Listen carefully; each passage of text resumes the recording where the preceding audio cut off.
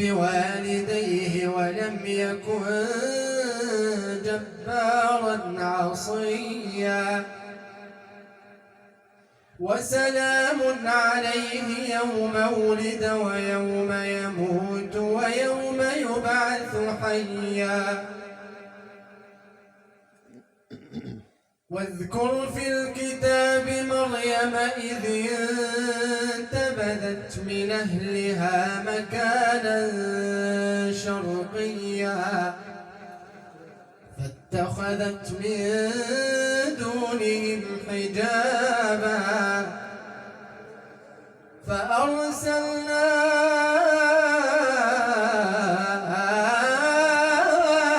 إليها روحنا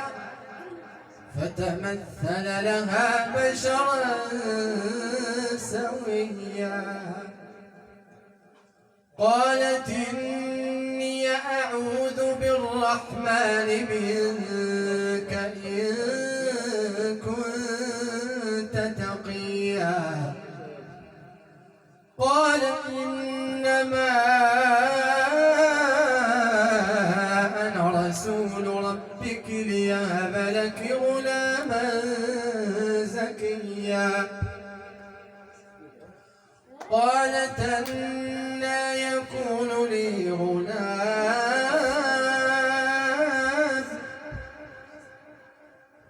ولم يمسسني بشر ولم أك بغيا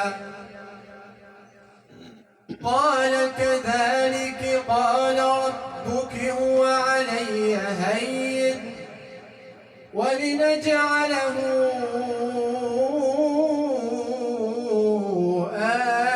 آية للناس ورحمة منا وكان أمرا مقضيا فحملته فانتبذت به مكانا قصيا فأجاءها المخاض إلى جذع النخلة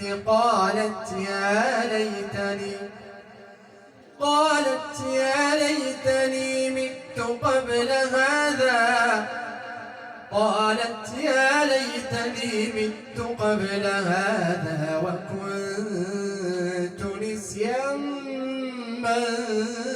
منسيا فناداها من تحتها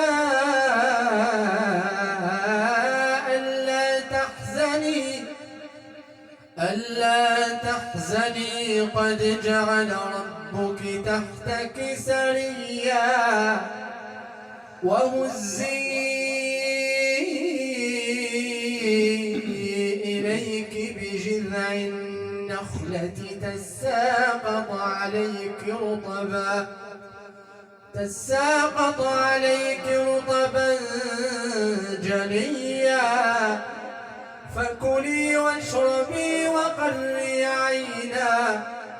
فإما ترين من البشر أحدا فقولي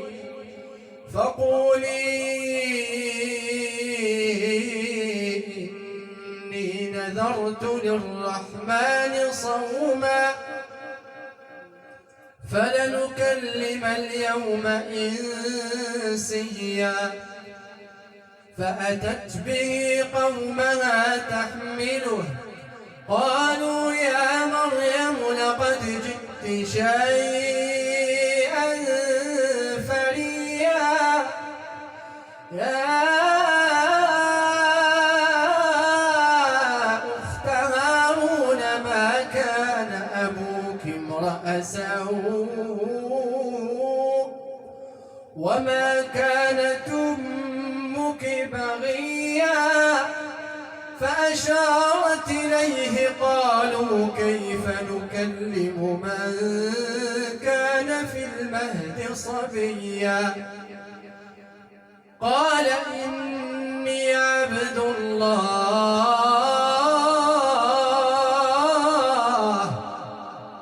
قال إني إني عبد الله آتاني الكتاب وجعلني نبيا وجعلني مباركا أينما كنت